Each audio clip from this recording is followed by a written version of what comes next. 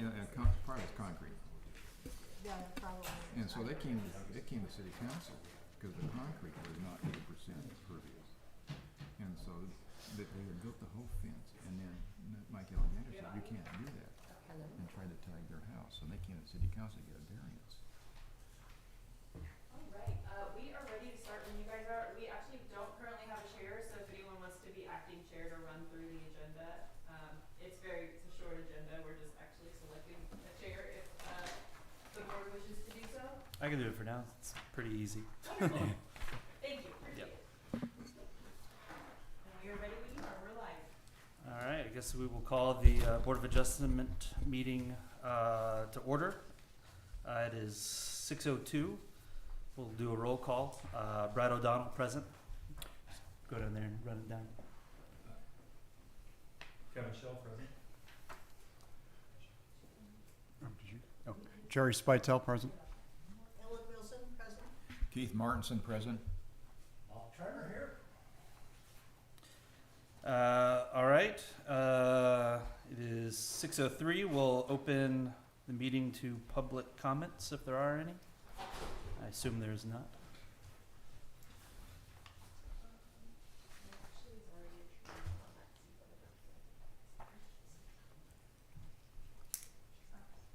Did anyone sign up for public comments? No problem. No public comments. If you could please make sure you're speaking into the microphone so they can hear y'all on Zoom and at home. We do actually Zoom our meetings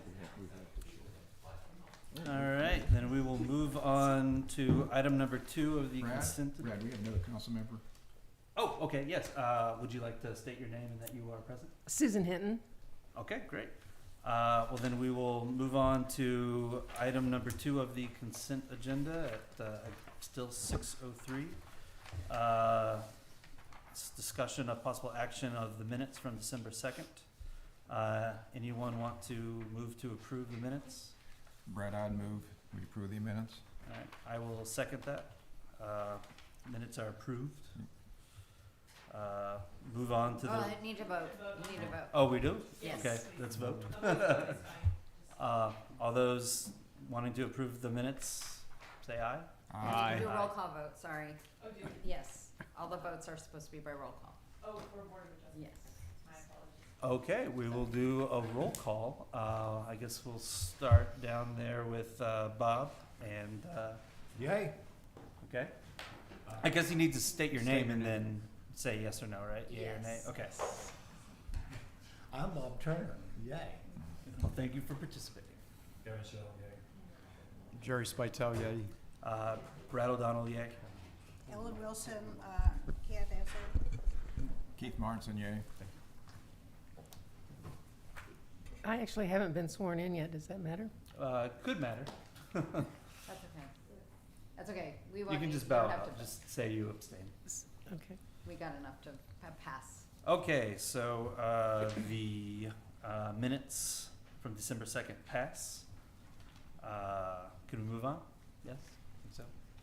We'll move on to item number 2 under the consent agenda. It is 6:05. It is the discussion, oh no, wait, we just did that. We will move on to the regular agenda, item number 3. Discussion and possible action to elect chair of the Board of Adjustments. I don't know how to move forward with that one. If there's any discussion among the board, we generally do need a chair for just generally running the meetings, signing documents whenever the Official decision document. documents, official documents. So I don't know if there's any discussion among members who have Nomination. already been on the board for a while or Mhm. would be interested in serving. Is there anyone that really wants to do it? Would you do it? I believe you volunteered yourself. So you just take nominations. Um, You can, I guess I'll do it if no one else really wants to. I nominate Brad. Okay. need a second. Second. Oh, a second. Okay. Jerry Spitell, second. I guess we need to vote. You need a roll call. That's All the right, a roll procedures call here. vote. Bob, we'll start with you. I'm still Bob Turner. All right. Yay. All right. Kevin Shell, yay. Jerry Spitell, yay. Do I vote? Brad O'Donnell, yay. Ellen Wilson, yes. Keith Martinson, yes. Oh, Am I voting? I don't really No, understand. She's not sworn in yet. okay, Yeah. all right. Well, then that passes, and Brad O'Donnell, me, is the new chair. Okay, easy enough. 6:07. We'll move on to regular agenda item number 4, which is training. It's provided by Denton, Navarro, Rocha, Bernal, and Zek. Did I say that correctly? Yeah. Okay. right. You want to take Thank over? you. Hello, I'm not Denton, Navarro, Rocha, Bernal, and Zek. I'm Clarissa Rodriguez, who I'm a partner with the firm that serves as your city attorney. And so I'm here to do a very high-level training for y'all related to the Board of Adjustment. I want to give y'all some background. Everything is a little quirky. It's called the Zoning Board of Adjustment because it's a part of the zoning code and the local government code, the statute. But really, it's not necessarily, it's not the zoning. It's not zoning, okay? There's zoning, the Planning and Zoning Commission has their role. They perform advisory functions as well. They develop a comprehensive zoning plan, reports on specific zoning and proposed zoning amendments, and the focus is on larger planning issues. So what happens is once the city council decides and has a zoning code, then the zoning the zoning commission gets to decide and do things on maybe a higher level scale. Sometimes there are zoning changes. When there is some issue that comes about that, okay, so zoning is discretionary, but when there is an issue that comes up that is not in line with the zoning code, that somebody needs a change, that's not necessarily going from residential to commercial, for example, they need something else. They need to say, or you have a code in your zoning code, it says residential, you can only have 2 stories. I want 3 stories. Okay, well, how do I get there? Because you're not necessarily changing your zoning code from one type of zoning to another. You need help, or you would like to change or have an actual change to make sure that you can have what you want. You can have that 3rd level, right? But the zoning code only says you can have 2. The zoning commission doesn't deal with that. The zoning board of adjustment does. That's just one example of what happens. So that's where you see, where you hear zoning board of adjustment deals with, quote, variances. The zoning board of adjustment deals with more than just variances, which I will go over as well. The statute, the authority by the legislature allows you to do more than just, quote, what you hear, a variance. It's an action agency, and it serves as a quasi-judicial entity, meaning that you are served somewhat as a judicial kind of action. City council doesn't oversee what you're doing. The planning and zoning doesn't oversee what you're doing. They oversee it in general because they set your ordinances and they set the rules if they need to under the code of ordinances. But they don't govern how you decide. They do not. The rules decide. They govern by making the ordinance about what you have to follow, and then you decide the rules. But otherwise, you have to follow those rules, but they don't say, we don't like it, we want to go back and change it. Also, quasi-judicial means that if there is a challenge, it goes to the courts. It can go to the courts, okay, based on the decision that you make. And so that's why it means quasi-judicial. It deals with things on more of a track-by-track basis. For example, a house. I only have 2 stories. The zoning code says only 2. That track says I'm in residential, I can only have 2, but I want to go up to 3. What do I need? I need to go visit the Board of Adjustment to help me figure out, see if they'll allow me to do that particular, that is what would be called a variance. So the Zoning Board of Adjustment, the city can create one, which they have here. It's been created, right? And here it talks about a home rule city, but with regard to a type A city such as Rollingwood, you can also be created through an ordinance as well. In a home rule city, it has to be separate from the city council, the board members of the Board of Adjustment. by ordinance here in Rollingwood is separate from city council too. The city has said no city council members can be on the Board of Adjustment. So that's all that means. It has to be separate. Board of Adjustment here cannot have any city council members or planning and zoning members for that matter either. You guys are all separate. Nobody's gonna come in from city council or planning and zoning on the Board of Adjustment. Okay, so how does this work? This local government code sections, this is what we call our little Bible that we work with every day in municipalities. Local government code sections 211.008 to 211.001 is what governs how a Board of Adjustment should work from the Texas law, Texas statute. The statute allows the creation, which is 5 members, right? And then also for 2-year terms, okay? Here, what happened in Rollingwood, there were changes or the city can decide how the appointments go. So here in Rollingwood, the city council said that the mayor, quote, appoints and the city council approves the appointment slate. That's authorized under the state law. The city council can decide under the state law, it said city council can decide how this is gonna go, how the appointments are gonna happen. The same thing with alternates. The mayor appoints the alternates and they're confirmed by city council. The reason why the alternates are important for a zoning board of adjustment is because of a 75% requirement, and I'll get into that. So having alternates ensures that you have the necessary quorum to be able to vote, to deny or approve something that the Board of Adjustment considers. You can only be removed for cause, right? That's also under the statute.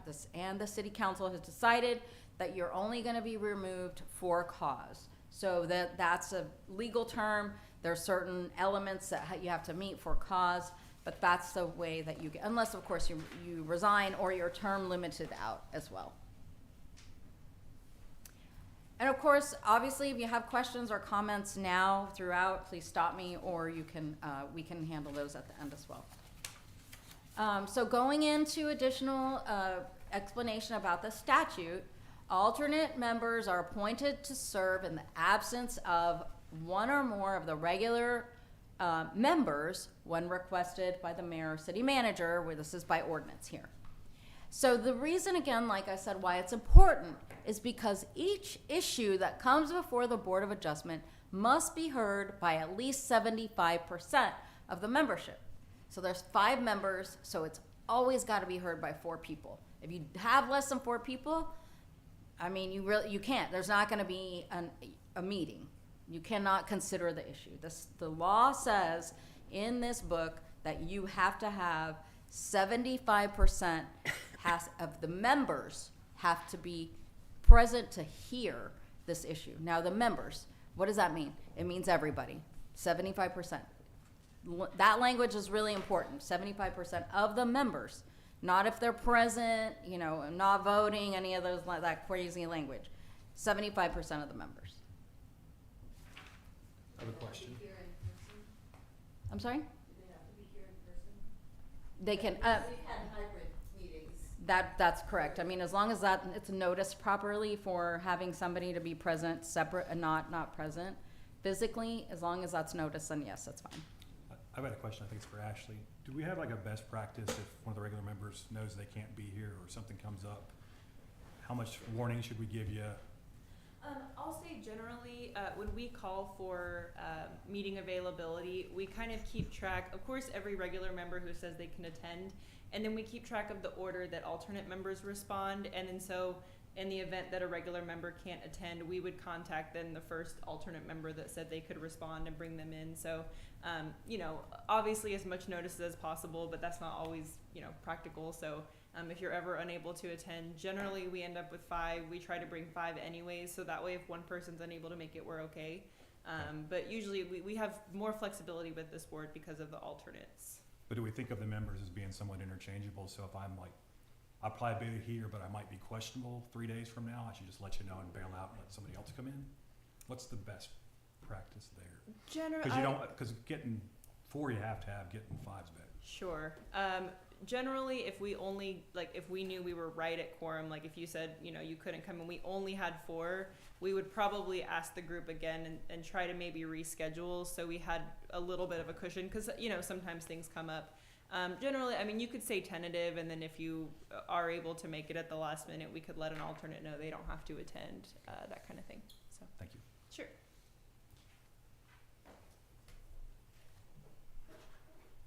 Okay, so the board also has to adopt rules for procedure. And so you guys have done that. I think you'll have a copy of it. Y'all have done that. The city has adopted, or the Board of Adjustment has adopted rules in accordance with the ordinance. And we'll go over some of those specifics in a little while. So that's good.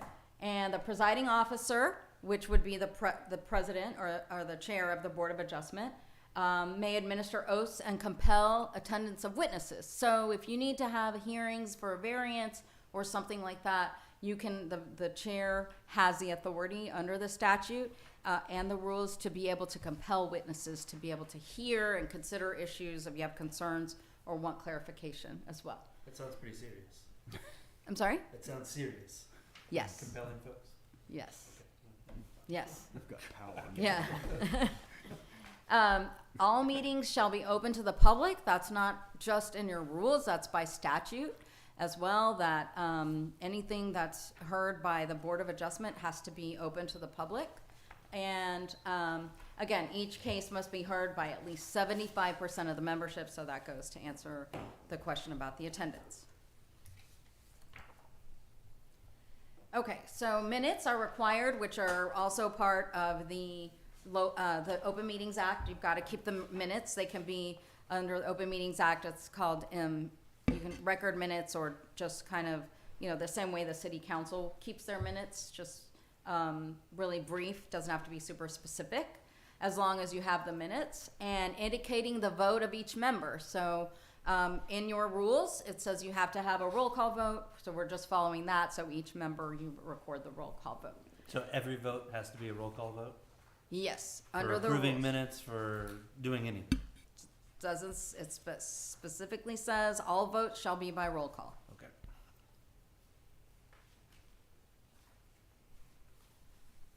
So also, and I'll get into this in a little bit too, but the rules also have things that are mirror what's required in the local government code as far as minutes and voting. Not everything in the local government code, but it does have a little bit more specifics about minute taking and things like that I'll get into further down in the training here.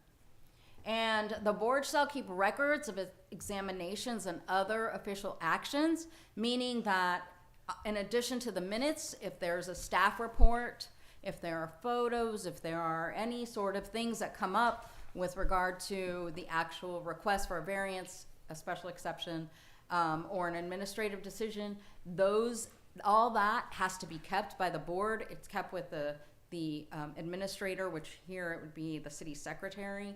And the reason that's important is in the event that there's a challenge to a particular decision, that has to go forth and has to be kept and filed. It's really kind of quirky, but it says it has to, quote, be filed with the record keeper of the Board of Adjustment. And so essentially, for whatever decision that's made, the whole packet of information and a record vote, and we'll get into, there's a little sheet that you have to go over, of that decision has to be filed and given and recorded with the city secretary, essentially. The minutes shall also be filed, and records shall be filed immediately in the board's office. So that's what we mean by in the board's office, which is city secretary, and those are considered public record. Nothing's going to be considered class or confidential unless there's some maybe attorney-client privilege kind of thing that would be part of it. Okay, so now here's more specifics about what do y'all get to do? What do you get to do, and how does a zoning board of adjustment work? What does it mean? Okay, you get to decide appeals from a decision of administrative official regarding the zoning ordinance. So, hypothetically, Carrie, if she makes some decision that somebody doesn't like about interpretation of the zoning code, saying you can or cannot do something under our code, the person that's aggrieved by that decision can appeal to the Board of Adjustment, okay? Under the statute, the Board of Adjustment can reverse, affirm, or modify that administrative official's order, requirement, or decision. So it can be an order, a requirement, or just a general decision based on the zoning code. That's one thing that y'all can do, okay? Authorize a variance. Variance is the second issue. Everybody only thinks about the zoning Board of Adjustment as we only deal with variances. So this is the second thing, but there's 3 things that y'all can really do, and this is the second one. Authorize a variance if these are straight from the statute. Public interest is served, substantial justice is achieved, and an unnecessary hardship would otherwise result. Okay, those are just the basics that come from the statute. The city council has authority to expand on those, and they have done that in the Code of Ordinances just recently, because there's been some changes by the legislature too, and I'll get into that here in a minute. But in general, number 1, you get to hear an appeal from administrative official decision, order, or requirement. Okay, that's a first. The second is a variance. The variance would be zoning code says 2 stories, back to the 2 stories. I need a variance to go to my 3rd story. Quick question. Sure. I don't think we've actually ever, at least since I've been here, I don't think I've heard an appeal. Have we ever done an appeal before? Not in my tenure under Mike Alexander. Uh-huh. There were quite a few appeals. Okay. Yeah. Gotcha. And then, so if there is an appeal, it's essentially becomes our interpretation of the code. Because I know in prior there was a variance where it kind of came down to an interpretation of what is a front yard. The statute has outlines what the appeal to the board looks like and has elements, so that way, with the help of, the city attorneys help to guide you through what the appeal to the board is, separate than the consideration of a variance. So the statute outlines who can do it, right? The person aggrieved. It can also be, actually an officer, a department or head or a board, but it outlines very specifically what an appeal to the board looks like in that process. Yes, So sir. when you say statute, you saying state statute or you saying municipal code? The state statute. Thank you. Yes, the state statute outlines the appeal to the board. There are the rules that you have a procedure to, but in general, the state statute really kind of governs the appeal to the board for that administrative decision, official decision, or order, whatever it might be. So the second thing, like I said, is the variance, and then these are straight from the statute. The requirements, unnecessary hardship is a little different now, and as of 2021, there's some more elements with regard to a structure, but I'll get into that in a little bit. Another follow-up question. So since we can hear appeals, I know that the city code, what we've been following has been the additions to what you have written here has been for variances.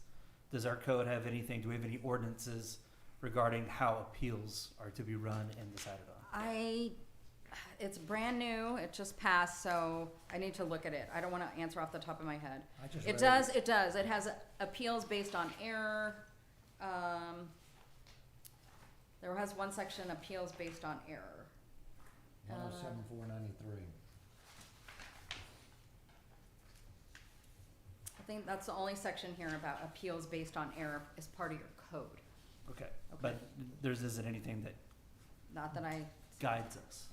I'm sorry? There isn't anything that guides us. An appeal just becomes our interpretation then. No, but you have to follow the statute. I mean, I don't want to read it word for word, but it's in the state statute about how to follow and the guidance about what you have to follow.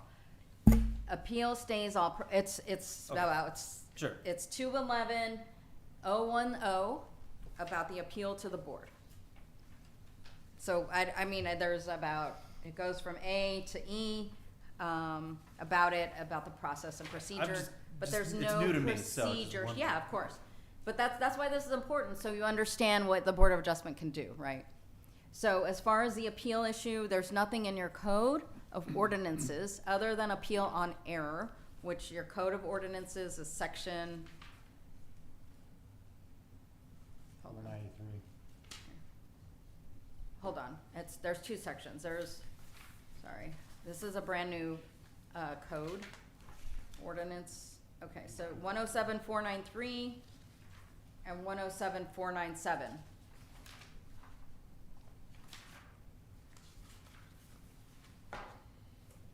Those are processes, but again, there's references to quote appeal throughout your code too.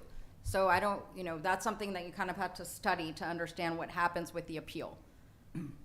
But the actual requirements to follow and the procedures are in local government code 211010. Okay. Thank you. Uh-huh. Okay, so special exceptions are the third thing that y'all can do. You're gonna hear and consider and decide special exceptions to the terms of a zoning ordinance when the ordinance requires so that happen. Now, your code of ordinances does have things in here related to what a special exception is and when that should be heard, okay? So that's gonna be governed only by when a special exception comes up. Staff will say, hey, this is what our zoning code is. She will say, this is gonna be a special exception for y'all to hear. It comes from the staff level first, right? Her analysis comes in, and then she's gonna say, I have to present this as a special exception based on what our code of ordinances says. So you're not gonna see anything really specific about what a special exception is in the statute. It's governed by your code of ordinances about what the special exception is. Could you give us an example of what one might be? Let's see, because every city's different, right? So here it says a special exception is,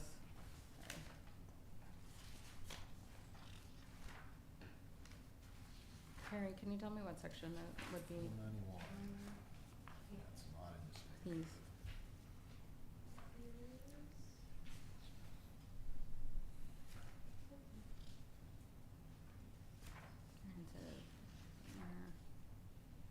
One oh seven 491. I thought I had it here. So Go ahead. it reads, section 107-491, the board may in a specific case, grant the following special exceptions from requirements from this division. That includes permit the reconstruction of a non-conforming building or structure that has been damaged by a fire or other cause, permit the enlargement or extension of a non-conforming use or non-conforming building upon the lot occupied by such use or building at the time of passage of the division, grant conditional permits, so to permit something to remain for a certain period of time with the expectation that it would be temporary, perhaps a temporary non-conforming fence for a specific reason. Read it all. So if it would be the difference between allowing something. 491? Yes.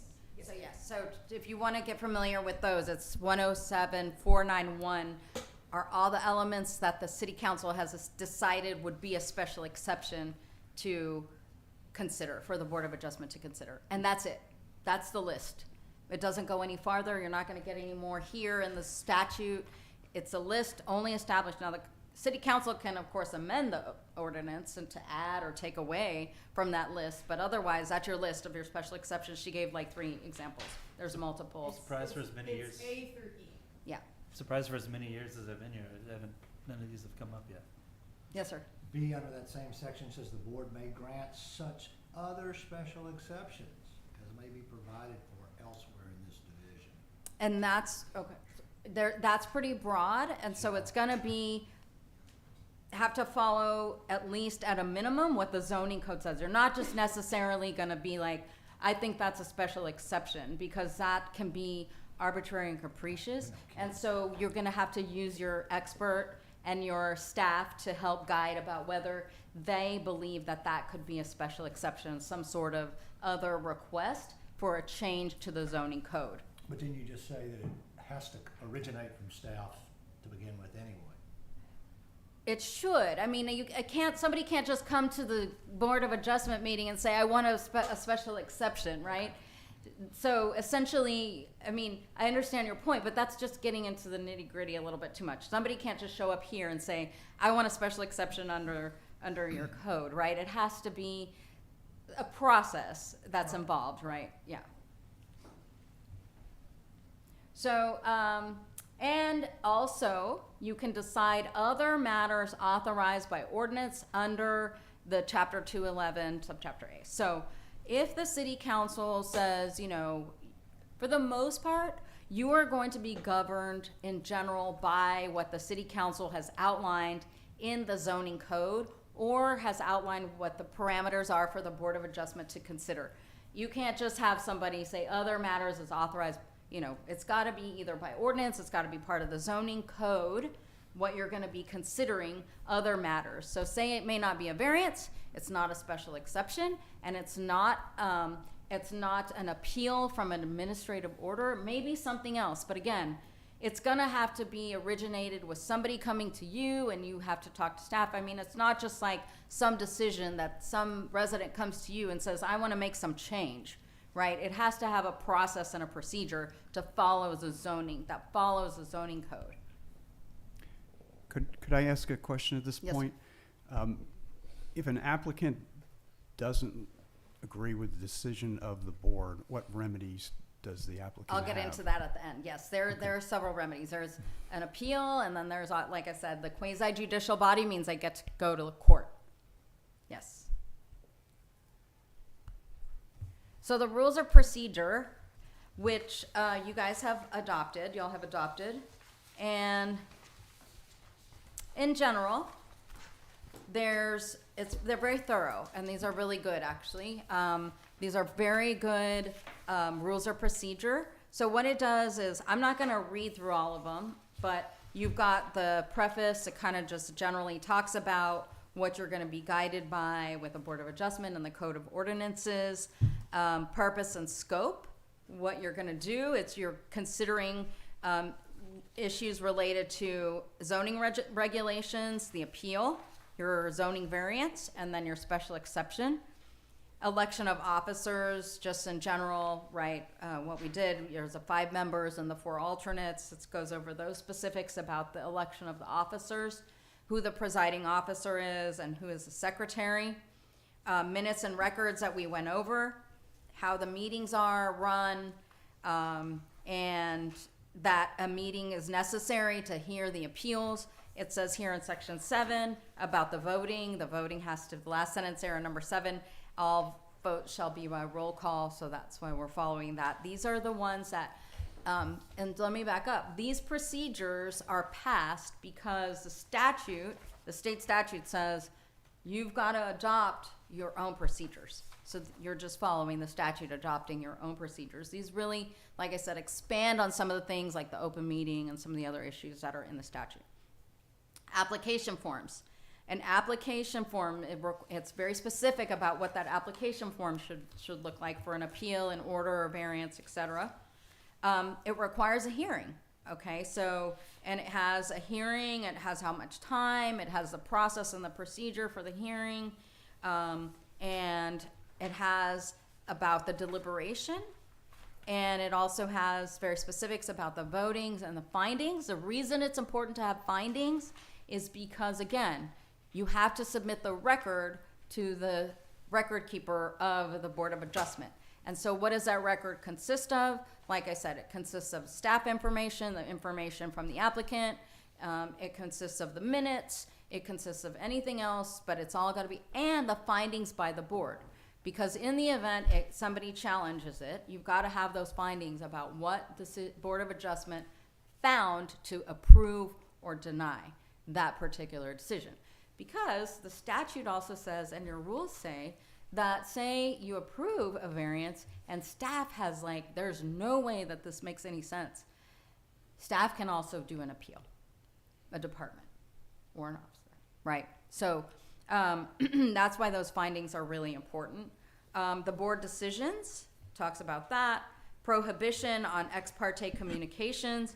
You're not gonna be able to talk to the parties about it because, again, it's a quasi judicial body. That becomes kind of an evidentiary issue talking to the parties that are involved. And so it goes on further about what the limitations are, outside investigations. You can't go and do your own investigation into what the variance or special exception might be. You gotta go along with whatever's presented by the applicant and staff. Well, wait. I mean, like every variance that comes by, I drive by the lot and take a look. It's what specifically says, routine site visits or reviewing publicly available information. That's what it says in the rules. So we're allowed to do that? Yeah. Okay. Yeah, I mean, but it's pretty strict. I mean, that's it, routine site visits but you can't like call the applicant. It says here, you can't call the applicant and inquire, right? You do your own investigation into what the variance is about. We can't do It's- investigation except our own. Yeah, I mean, it says here, members shall not individually investigate cases before the board other than routine site visits or reviewing publicly available information. Okay. So, and the limitations on what you can and cannot do. So those are your rules that the Board of Adjustment has adopted. Yes, ma'am. I previously served briefly on the Board of Adjustment. Mhm. One of the things that I'd like you to, express your opinion on is the practice in Rollingwood is that the decision document from the Board of Adjustment is the minutes. And sometimes those minutes don't get approved for months because there's not a subsequent meeting of the Board of Adjustment at which those minutes can be considered. What would you recommend as a best practice for how a decision is to be reflected in a document? I've read the statute and it seems to say that, once the board's made their decision, the document a document reflecting the action of the board can be prepared and signed by the board chair and the There's what form? city secretary. But I don't know whether that's common or what you might recommend as a practice. I recommend a form, and I believe there is a form that the city has implemented that outlines the specific findings, and that's the best practice. Now, you still need the minutes, and you still need the minutes to be part of the record, but there is a form that the city has implemented that actually we worked on and used with our clients for. Now, it just depends on every city has different elements that expand on the basic statutory requirements, but that form is available, and that's the best practice for the record of the findings. Yes, ma'am. That's a good question. I'm sorry, you were talking about the finding of fact variance form? Yes, I can't see that far, but there's a form, yes. That's the one. Mm-hmm. Yeah, I have it here too, yes. Yes, there's a form. It's Board of Adjustment finding of fact for variances, actually. So I'll have a, did you have a question? Are you gonna get into that in a little while? I'm sorry? Were you planning on going over that in a little bit? I wasn't gonna go over the specifics of this particular form because I think I wanted to clarify that maybe there needs to be some updates based on the new ordinance, but that's a different issue. Okay, Did you have questions about it? yes.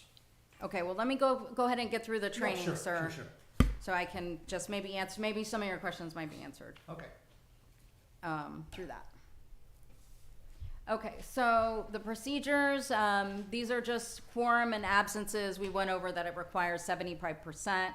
There's issues about motions and how to do the discussions. Basically, y'all have to, if there's some really dispute, the procedures say that you follow Robert's Rules of Order as amended. And so anyways, it's just basically has all of those specifics. And if you ever have a question about the procedures or the rules, go back to those rules that have been adopted by the Board of Adjustment. Okay, so what are the Board of Adjustments cannot do? And this is really something that we get into, and it's something you have to try to extract yourself from, because you cannot grant a use variance. It's very difficult for people on a Board of Adjustment. We experience this quite a bit. People want to ask, what are you using the property for? so you can consider what you're doing. Under the law, you are not supposed to ask those questions. You're supposed to look at the zoning code. Do you have 2 stories? You want 3? Well, why do you want, what are you going to use it for? Well, you're not supposed to ask that question, right? How are you going to, what are the elements that the city council has outlined for you? Is it in residential district, not a residential district? What are those elements that are outlined about whether or not it meets the standard for variance? Not what are you going to use it for? But What these are color all- is it going to be? They're What- all tied to a permit though that's gone through, so we know what it's going to be used for. Yeah, I mean, but you can't expound on that. You're not supposed to expound on those questions. That's completely separate. Maybe you do know what it's for, Sure. but you cannot ask questions or use those questions to make the consideration about whether you're going to grant a variance or not based on a use. What if someone accidentally does?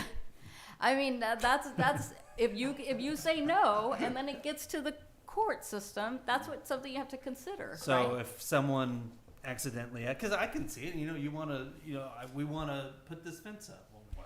That's why the Code of Ordinances outlines what you're supposed to consider for a use or for a variance, for example, for residents. How can you justify figuring out what a hardship is if you can't ask them what they're going to use it for? Because it says here in the statute, and it says in the Code of Ordinances. It says here. I mean, I understand what your point, but you cannot. Explain to me your hardship. Oh crap!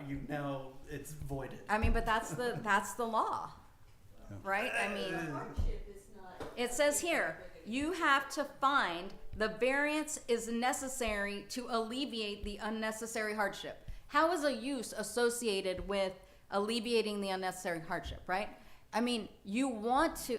So that's just one of the elements for a zoning district other than a residential district. So that's your responsibility as a Board of Adjustment member, is to read these, and then we would help you, if for a specific request, understand whether or not you're getting too much into the use to be able to decide the variance or not.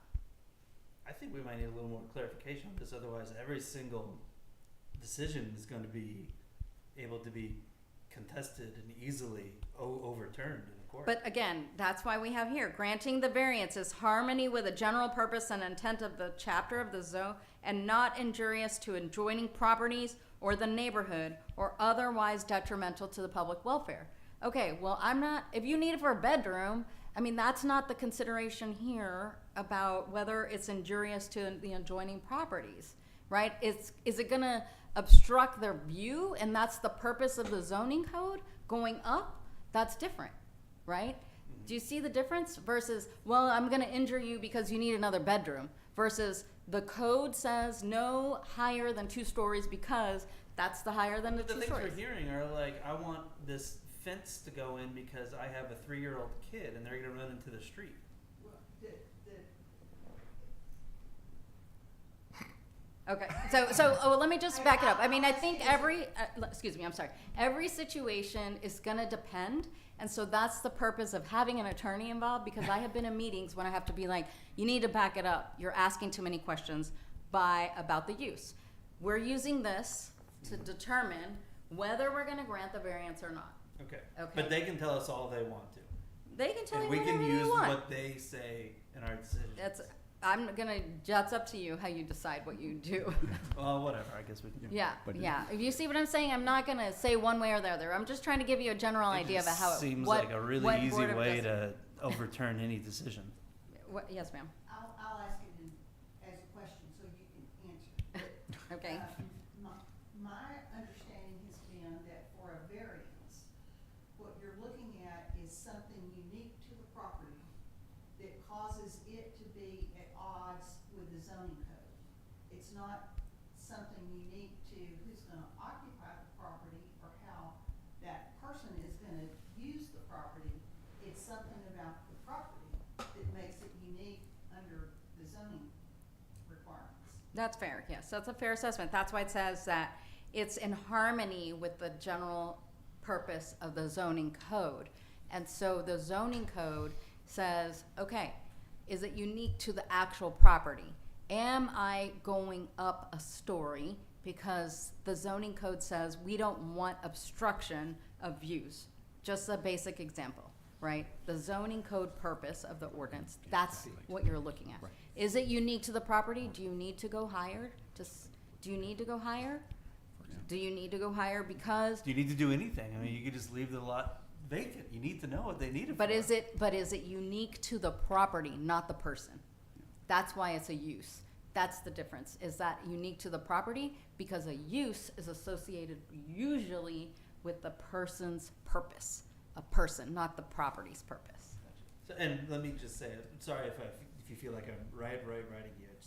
This is stuff we all need to know. Yeah. Sure. So Yeah, no worries. Brad, I Yeah. think, for example, around here, an irregularly shaped lot might be a more typical thing as opposed to multiple stories that we run into, and a hardship because the lot is so irregularly shaped that the ordinance didn't anticipate it when it was written. So that we've had Right. those. Is for example, a setback, right? Is the setback necessary that I need an additional feet to bring my building closer to the street for architectural See, reasons? but now you just said a No, building and an no, I architectural didn't. I reason. said That's for your use. architectural purposes, for structure, because if I don't build it a little further out, it's not gonna be able to accommodate something for structural purposes on that building. I need to cut my setback by 20 feet because I need it for a wheelchair access, right? But for structural, that's structural. It's not because somebody needs it. It's to an accommodation to build the structure. Further, I need to cut my setback. That's a use. So you're not asking, why do you need it? You're not asking because I need it for somebody who's handicapped. I need it because the structure needs to be accommodated for the ADA. That's what I need it for. So I need to get into the setback. Or I need to cut the setback because I need to get in here because I'm not gonna, my foundation is whatever, we're not working. Something like that. That is the purpose. It's associated with the property. Okay. So that's, again, it's Great. all very specific to the actual application of the use. A buffer.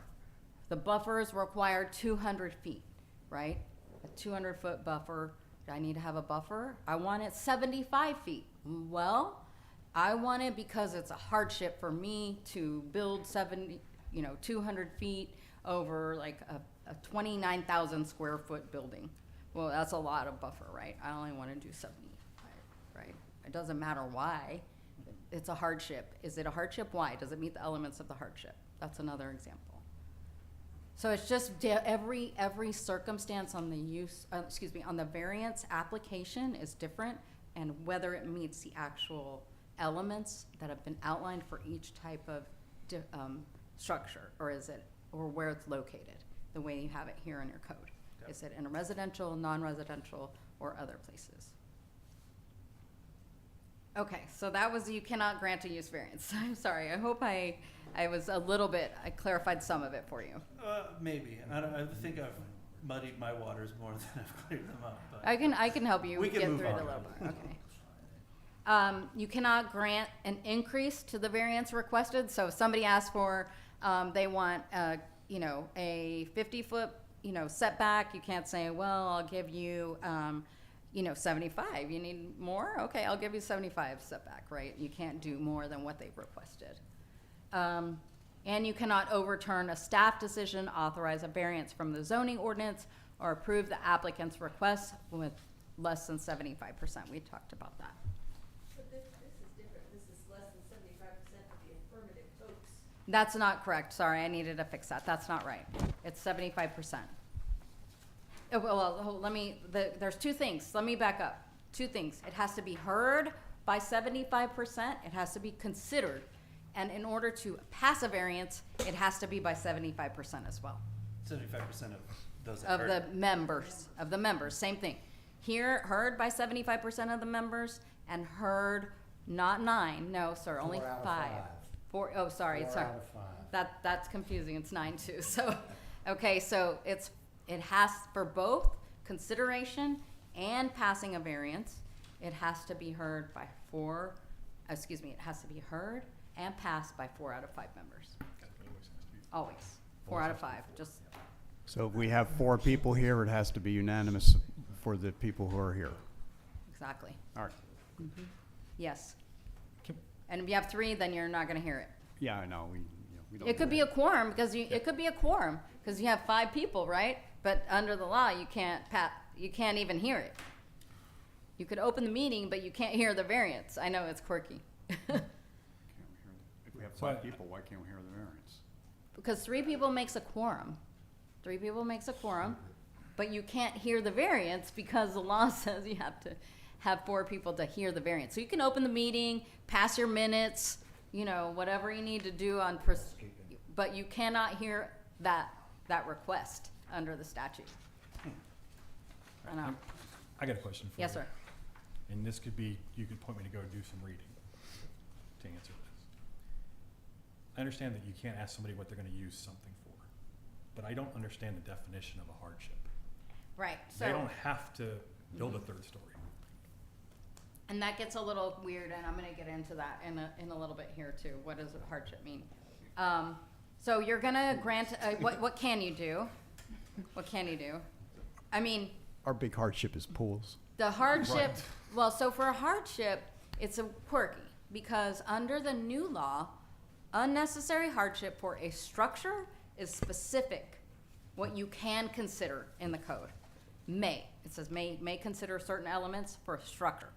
When it comes to a hardship for everything else, it depends on how you outline what your hardship might be in your code of ordinances as well.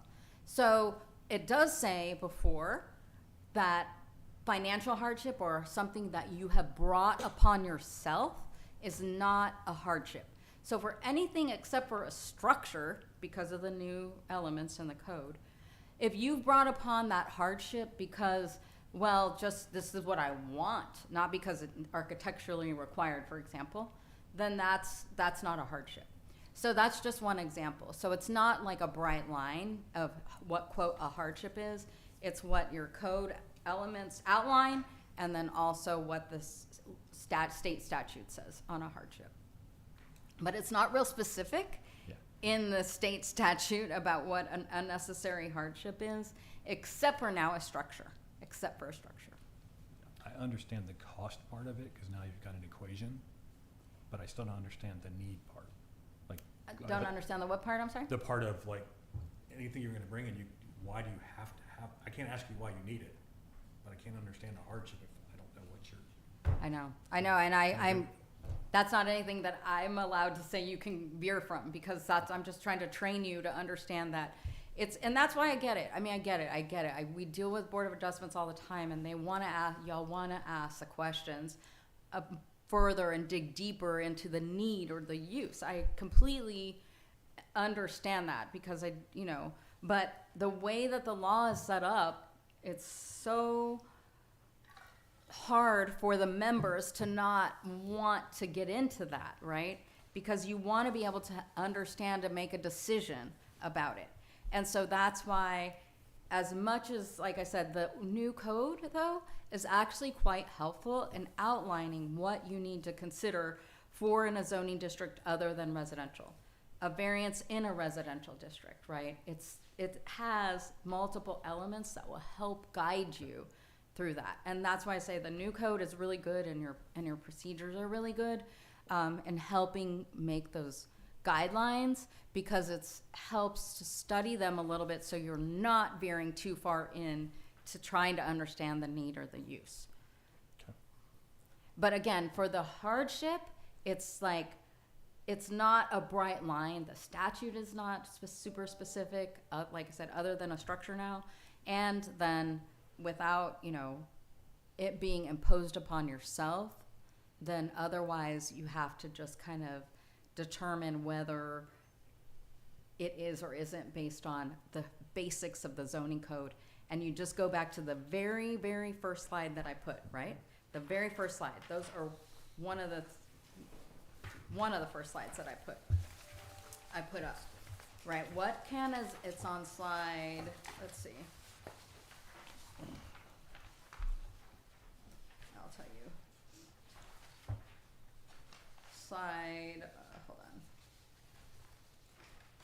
think that are very three basic things that you need to think about when you do it. Slide It's 10, pub- slide 10 probably. Public interest, substantial justice. Yeah, the public, and unnecessary yes, that one. Those are the three. Unnecessary hardship, so that justice will be done with the zoning code. What is That sub- is it. I can't find my slide, sorry. Circular argument. Yeah, exactly. What is, That's it. what's the definition of substantial? Yeah, that's, Sorry, I mean, it's just. yes, sorry, that one, We could under, be here all under night variances, talking yeah. about Those are the basics when you're thinking about it. And unnecessary hardships is Ones and my zeros. next slide. Ready? Unnecessary hardships. Okay. What is not? Okay, it's not a property that cannot be used for its highest and best use. It's not a financial or economic hardship. It's not self-created, which I just talked about. Are you imposing that on yourself? The development objectives of the property or owner are or will be frustrated. So that comes into use, right? That also, if you read it at a high level, the development objectives of the property owner are or will be frustrated. That's a use. If I'm gonna frustrate because I wanna use it as for something, right? That's not a hardship. So that's how you, maybe that clarifies a little bit for you about where that distinction is about getting into the use. And then I put their structures because unnecessary hardships is a little different when it comes to a structure, what hardship means under 211-009, 211-009B1. So that's for structures. Is that financial part still true? That financial part for structures is different. Okay, for Under structure. 211-009B1, it's Okay. different for structures. Yes. On the financial part. Well, Okay. multiple elements rather. Yeah, For wh- structures, it's got a bunch of new elements about what a structural hardship would be. Yeah, the council before in one meeting was telling us that we can consider monetary issues to be a hardship. And Right. that's only for structures. They can go more strict. They can't go less than what the statute says. Okay. They can be more restrictive though, if they want to. Okay. For structures. Yes. That's just in general. For type A city, you can go a little bit more strict, but you can't go less strict than what this says. Okay. Okay, so does that help a little bit about maybe what the unnecessary hardships are Love it. not? It's the opposite, right? So that's why I say it's hard to put your head around it because there's no bright line. Most of these things come from cases that have been developed through Board of Adjustment challenges, decisions, and what an unnecessary hardship is not, right? So I apologize for being difficult because I know that's exactly what I'm doing. But self-created hardship, I mean, if you bring in plans, you are creating a hardship by wanting to build anything. I mean, you can say, well, you just can't build anything. Go ahead. There are going to be few to no instances where you have an undeveloped lot where you're going to be able to find hardship. You may have a scenario where, I can think of one that came up a few years ago, where someone purchased a property. There was an existing non-conforming fence that got damaged in some way, and they wanted to rebuild it 50%. Now, this wasn't a fence that they installed. They didn't come in and put a non-conforming fence in and say, hey, please forgive us and approve our fence. They're saying, hey, we bought a property with these conditions, and we would like you to allow us to continue to honor those conditions. Yeah, so essentially, an undeveloped lot will have no hardships. Possibly. It's not always that way. Not always. Not always. It's possible. 99%. And that's why. Difficult to get into without getting into use. All right. I mean, this is fine. I mean, if this is how the code is to be interpreted, I'm all for it. But it just And it's blows my up to mind. them to pitch their case to you. Sure. Right.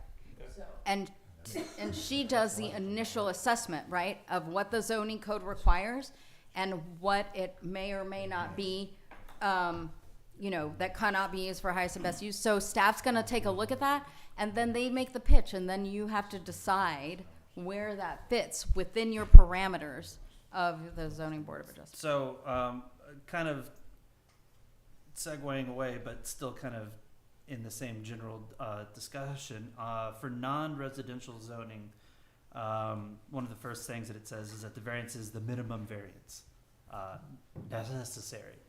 And I mean, there's almost again, 99.9% of the time, I can think of a better way of doing things. But that's not what the request is. It can't, right? It's not your decision about a better way of doing it. It's what the applicant has requested. So, but I'm saying like it might not be the minimum. It just costs some more. So an example would be, let's go back to buffering. Let's say that they request some sort of alleviation from buffering, and let's say they've asked for 10 feet, Okay. like going from 100 feet to 90 feet. Mm-hmm. You cannot then say, 100 feet to 90 feet, why don't we just give you 50? You have to, if you are going to consider it and if you are going to approve it, you cannot be broader than what they have requested. Gotcha. Okay, that makes sense. Yeah, and that's No, what I'll I said follow earlier. that, 'cause That's what I've said earlier, is that you cannot With the go use. more or, than what they had requested. And so you said I can find a better way that's less or more expensive. That's also me thinking of uses too, Right, which I'm not allowed to think about. right. So if you're gonna say, oh, yeah, I can find a cheaper way for you to do this, that's not your decision. The applicants puts forth the applicants for the variance that they need on that setback or whatever they need, right? That's So, a but- good question. If I, in my head, can imagine that there is a cheaper way for them to do that, It's just a different. then I can see that, well, there's not a hardship because there is another way to Does do it? that. That's irrelevant. What's relevant is based on the request. If you just you don't get to decide what's a better way for them to do it. They come to you with their application for what they need and why they need it. You get to decide based on whether it's substantial, the hardship, whether it substantially fulfills the need of the zoning ordinance and the spirit of the ordinance, and the elements that are required here. It says you get to decide, is it not contrary to the public interest? Due to special conditions, a literal enforcement of the ordinance would result in the unnecessary hardship, and so the spirit of the ordinance is observed and substantial justice is done. That doesn't include, I can think of a better way and it's cheaper I for them. think it all makes sense when you realize that you can't think of uses, that you can't consider their use. But that being said, I really would like to hear an example of a slam dunk variance. Yes, So, Do we There has have to be at least one, like the textbook. This variance would be I'd like to hear a variance that could be granted. I will see you next month. okay, yeah. Do we But- have to vote on a variance up or down, or can we just, because we had a variance request here around 6 months ago. And if I remember right, we did not, they wanted something which they could not do, and we would have voted it down. Instead of voting it down, we just let them pull it back and come back again. I don't know those specifics because I'm not involved in any of that, but your question, to answer your general question about whether you should vote it up or down, you need to make a decision. I mean, if the applicant says, I'll go ahead and withdraw and maybe come back, but you need to make a decision. You can decide to table it, but you got to bring it back at some point, not just because. Within 45 days. Yes, within 45 days. Apparently, they worked their way around it because they're now tearing the house down without coming back to us, so. I don't know those. I don't want to speak to all those like specifics, but it has to be within 45 days. So you can table it, but you do have to make a decision one way Okay, or the but other. tabling is a loud decision. Well, but you still have to bring it back within 45 okay. days, right? So I don't, it ultimately, yes, you do. It doesn't have to be at that day, voted up or Are you down. asking if someone can withdraw the variance? Unless they request? withdraw it, right. we That's tabled different. a variance because it was gonna be voted down.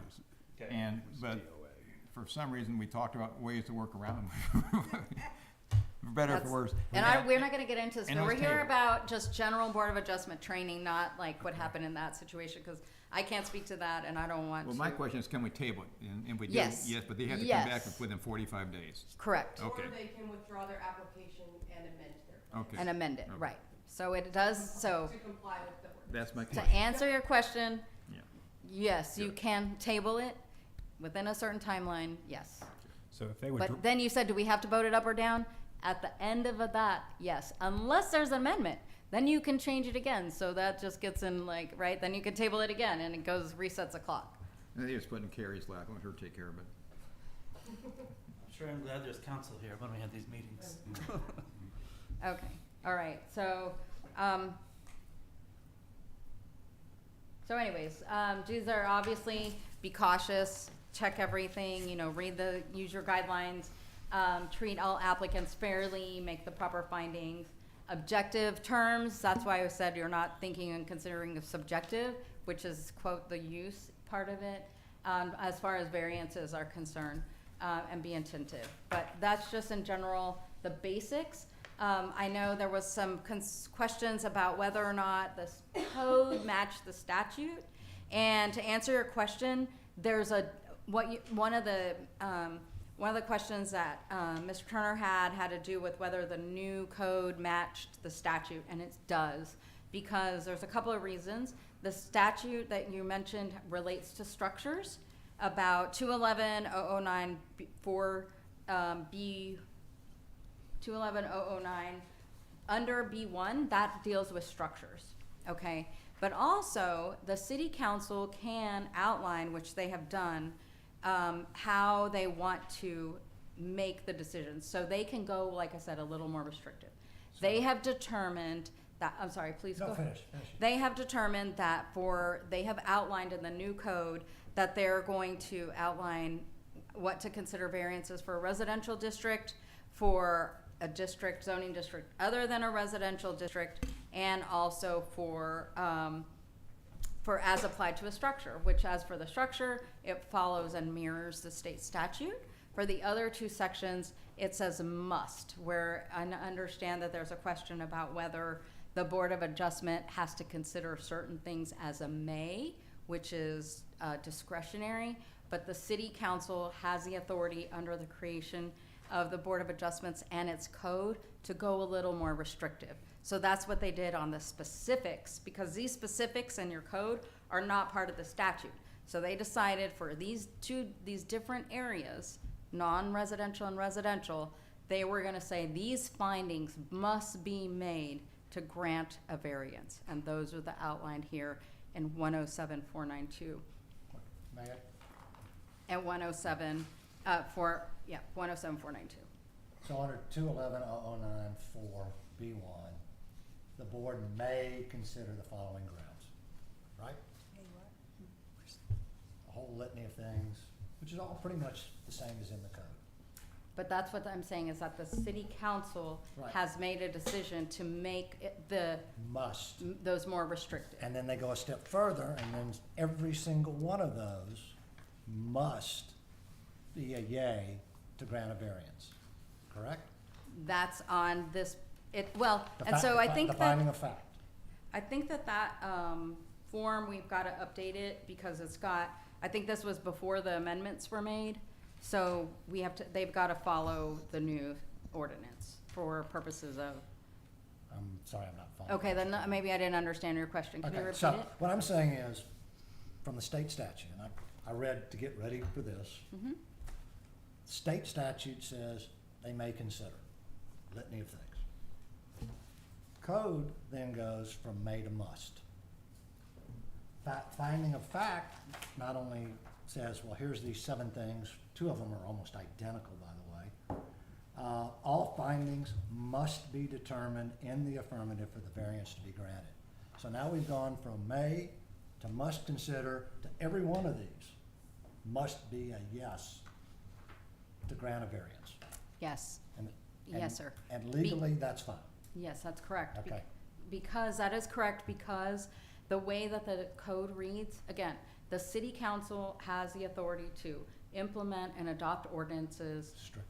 with the specifics about how they wanna adopt the variance. So that's more restrictive.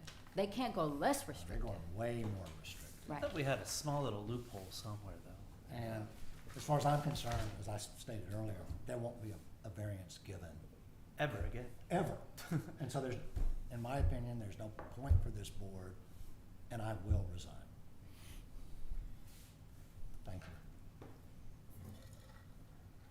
I'm sorry, did you have a question?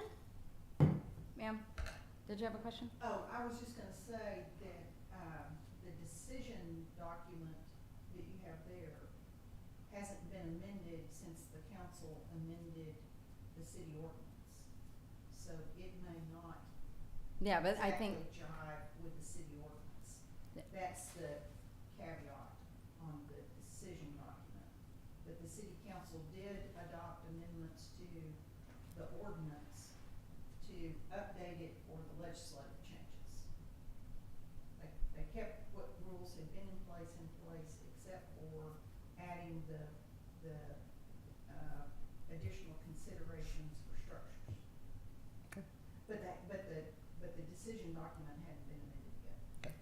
Still, I understand your question, sir, and yes, it is, the city council has they have the made authority to do so, and that's fine. a decision to go more restrictive for those specific areas, zoning districts. Yep. Because again, right, all the guidance we have here is a zoning ordinance that the variance is contrary to public interest. Special conditions and literal enforcement would result in an unnecessary hardship, and that the spirit of the ordinance is so that substantial justice will be done. So what the city council has done is they've made it the restrictions, and they've made it as a must. They've outlined what No, I and understand. specified those. No, absolutely Yeah. understand, that wasn't the question. Yeah. And those have been in place. I'm sorry? Those requirements have been in place. Yeah, they just added the structures too, but the whole code has been amended. So. So is this findings document gonna be updated before, I'm sorry? is this findings document gonna be updated before the next Board of Adjustment meetings? We'll work with staff on working through that. Yes, sir. So it sounds like it's been approved, we just haven't done it yet. Any other questions? So I asked a question earlier about what remedies applicants have if they disagree with the decision of the board. Yes. So what the statute specifically says, well, you can have an appeal, right, for the decision about the administrative order. That's appeal to the board. If a variance is denied, that can go to be appealed to a district court, county court, or another court of law, which is a district court, county court, or a justice court as well. Usually you see them at the higher level courts. There's this very specific process. It has to be within 10 days of the decision. There has to be it's a very specific process. It's not a regular lawsuit. It's a writ of certiorari, which is also a little bit different. You have to get all the paperwork that staff has. It has the applicant's information, it has the minutes, it'll have the findings, all of that gets submitted, or they ask the court, tell the city they have to give me all the packet of information, the record information, then you have to file that with the court. It's a very specific process, it's outlined here, but essentially it's court remedy. So can I ask a follow-up question? Are there any circumstances under which the mayor, the city attorney, or city staff can overrule the finding of the board? No. Okay. Can I make a statement on that? Yeah, it's happened. We have denied variances to various places in Rollingwood that still exist. And I was told it's because they came back to city council and threatened a lawsuit, so the city let them get away with it. I don't know any specifics about that. I don't want to get into that because I don't have the background on that. So I think every situation's different. I don't want to make any comments that might be improper without knowing more information. But you are telling us what the law is, and you've just told us that there is no remedy other than going to court. That's different, but he's bringing up more specific information, so I don't want to speak to the specific request or in things that he said that I have been done. guess my question with Jerry, can city council overturn our findings? They should not know. But they seem to. Yes, they. I don't want to answer what happens if they did or I don't didn't. wanna get- I don't wanna get in an I'm not. I think this is a little outside of the Yeah. training. Obviously, something sounds a little weird, but there's missing elements. Well, I think that No, I just wanted to clarify what the law Let's just hold is. it back. Let's Yeah, stick we with probably- the training. we probably shouldn't. I'll talk to, if you Probably want to should have a talk little about discussion with me on the side afterwards. I don't have the details about what happened before. I don't know what happened before, if there's different city attorney, different city council, different everything. I don't want to get into those it's specifics. not specific. They didn't appeal the variance, they got an ADA accommodation. Okay, well, so again, yeah. Which was a totally different route to Yeah. get what they wanted, so that's. They did what? Right, so let's just, Yeah, hold let's- on, we'll let's talk move about it back to- afterwards. Let's move back to training. Let's get back on track to the training. That's what we're here about. I can ask, if you've got more general questions like that about the, I do. About it. So in my mind, it's always been a slam dunk variance if someone has a non-conforming existing construction that they want to repair. So, for instance, a fence that is not where a fence is supposed to be, but it's got holes in it, it's breaking down, they want to build the fence, rebuild the fence. To me, that sounds perfectly fine. How, given that general premise there, how would someone either go about getting that, how would they state that, and how would we let that pass, or why would we shoot that down? you get to decide about why you would let it pass or shoot it down based on the spirit of the ordinance, substantial justice, those elements here, right? And then the elements for where it's located under the code. The staff gets the information, says, here's what they're gonna say, here's what the code says about the fence. Here's why it's non-conforming. Here's why it makes sense to grant the variance. Sure. That's but, okay, what's gonna. Well, let's say the first thing is that the literal enforcement of this chapter would result. Let's see. So the literal enforcement of the code would be a hardship, but I don't think their code says anything about rebuilding a fence. It's not gonna say anything about rebuilding a fence. What it's gonna say is that if it's not in a residential district, it's gonna be in harmony, building the fences in harmony with the general purpose of the zoning code, and it's not gonna harm the other properties, injurious to adjoining properties, or the neighborhood, or otherwise be detrimental to the public welfare. So is that fence gonna meet that? Yeah, probably. It's okay, it's not gonna harm anybody. I would appreciate it, and I think we all would, if you would maybe just run us through line by line of, because this is something Sure. every time we fight about this stuff. If you could run us through line by line of applying the rules to a variance in a residential district, how that, how we should be interpreting that line of the ordinance. So again, I can do that, but understand this is just a training about a general example. We It's all not need gonna training. be it's not gonna be every situation. It's not gonna be every fence. Sure. It's not gonna be every fence, But right? this will at least give us a general idea of, when it says granting won't be detrimental to this or that. I think we could all benefit a little bit from, So I think, because this is the must, right? The board must find that. Right. So please help us understand what we must find. so we can just use a fence not in a residential district, okay? Yes. I'm No, not- let's do it in the 80-90% of what we hear. Okay, so we'll go to in a residential district.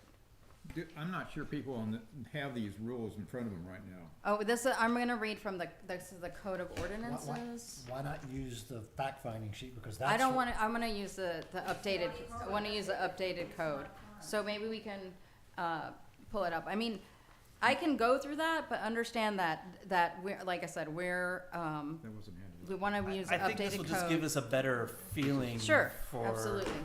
I understand, Basically, yeah. It says there's 7 So, Speak up, please. You know this stuff better than anyone. residential, there's 7 things that we're supposed to Special say. exceptions also deal with non-conforming uses and what's allowed to be brought, but that's a different thing, because special exceptions, again, they're specific in the code. I understand, sometimes a variance might really be a special exception when you wanna change to a. But I doubt we can't change it from a variance to a special exception. That's It is- correct. Yeah. Well, what I'm That's right. trying to explain is, the special exceptions provisions allow permit reconstruction of a non-conforming building or structure that has been damaged by fire or other cause. That's permitted Pretty as a special exception. As a special exception, you can enlarge or extend a non-conforming use. So I guess what you're saying is if someone has a fence, they There's need some to ask for a conditions- special exception other than a variance. Well, there's some circumstances where the proper form of appeal to the BOA is by special exception, not variance. Okay. Sure. Okay, well, granted, I agree with you. You always have good things to to say. So a fence probably would be better submitted as a special exception.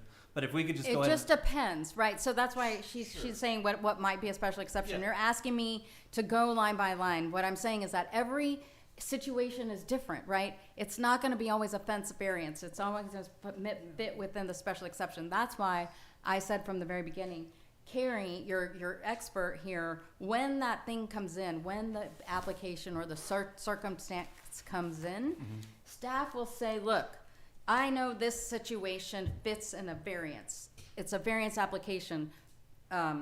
Joe Smith, please file for a variance application. Joe Smith, you know what? Your fence fits within the special exception part of the code. That's where she's going to say it's a special exception based on whatever Joe Smith comes to, right? Comes with, forward with, right?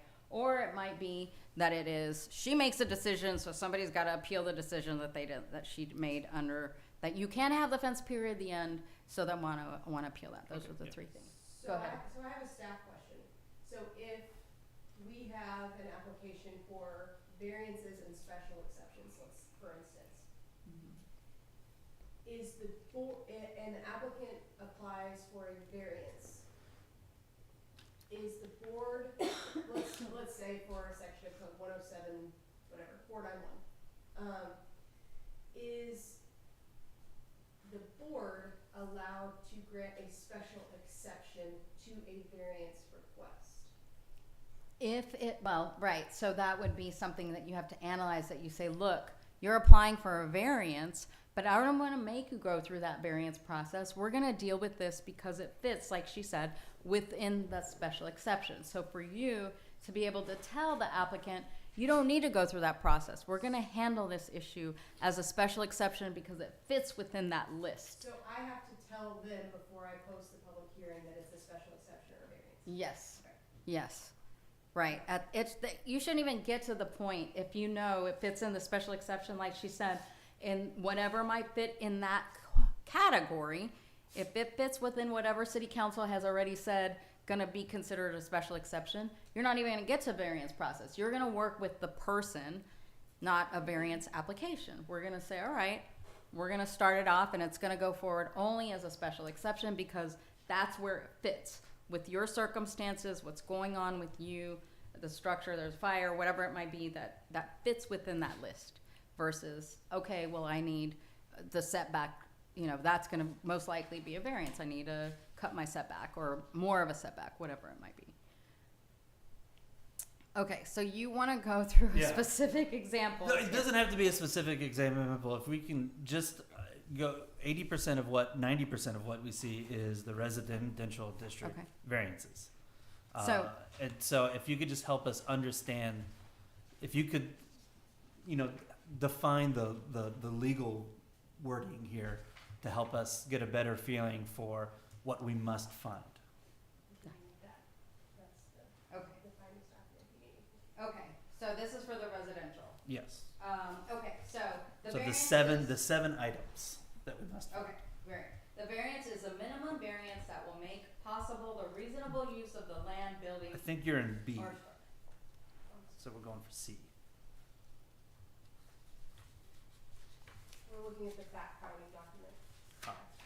Not the ordinance? Okay, so hold on, this is I'm gonna use that says You non-residential. don't have it. That says non-residential, that one says non-residential, okay. That treats So you for like- the residential, Like I literal have a enforcement is unnecessary hardship. We went through what an unnecessary hardship is not, okay, so but granting the variance will be in harmony with the general purpose and intent of this chapter and will not be injurious to the adjoining properties or the neighborhood or be otherwise detrimental to the public welfare. So, is it gonna be a fence with spikes right at the top? Is it gonna have some barbed wire around at the top because they're worried about critters, right? Is that gonna be injurious to the public? Probably, right?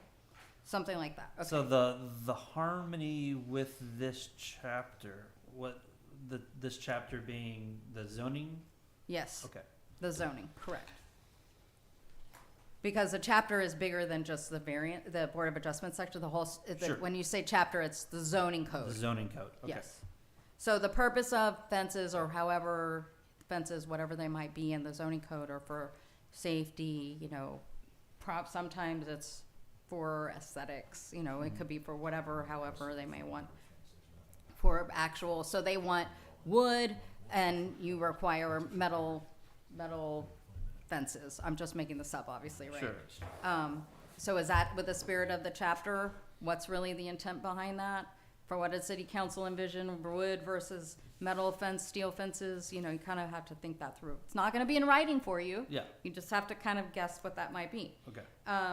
Granting of the variance will not be detrimental to the public health, safety, or welfare, or injurious to the property in the area. Same thing. Easy. If they're gonna put barbed wire on top versus, you know, versus that's probably, I want a variance to be able to put barbed wire, that's probably not the health, safety, and welfare, public health, right, meeting of the spirit of the, whatever the fence might be in the zoning code, whatever those requirements are. Okay. Special circumstances such as topography, this is a good one to answer your question. Natural obstructions, aesthetic or environmental considerations affecting the land involved such that the strict application of the provisions of this chapter would impose that unnecessary hardship was created by the literal enforcement of this chapter. So, And on a let's keep setback. in mind, this is a must-have. yeah. Okay. I mean, that's just the way that this reads from your code, what the city council has decided. So, So must-have. Yes.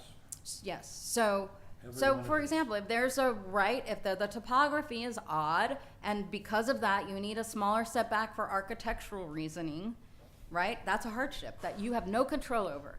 None, right? There's no control over that. That has created such that you need it says 50 foot, but I can only have 25 because I have all that rock that's stuck there.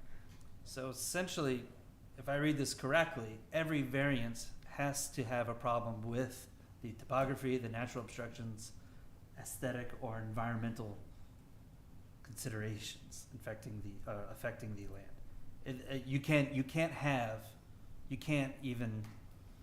We can't even consider a variance unless if it has something to do with the land, And again, the okay, physical land. right. Well, and that's not, it doesn't mean you can't consider it. If the variance application comes forward, she assesses it, staff will assess it and bring it forward and make the recommendation based on the application of the zoning code.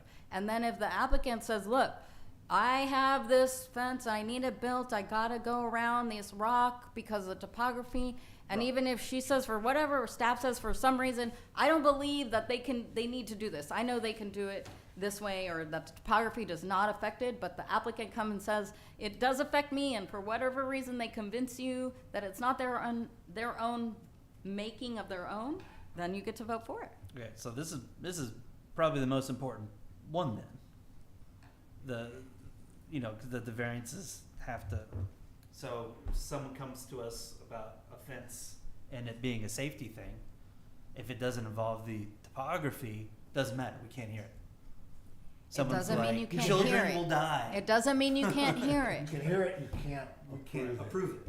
That's what you mean by considering. If Yeah. if the applicant doesn't make their case enough to you, again, that's the purpose of you. You get to present their case. I mean, if there's something that they prove to you that it meets that element, different than what staff evaluated, then that's your decision. Okay.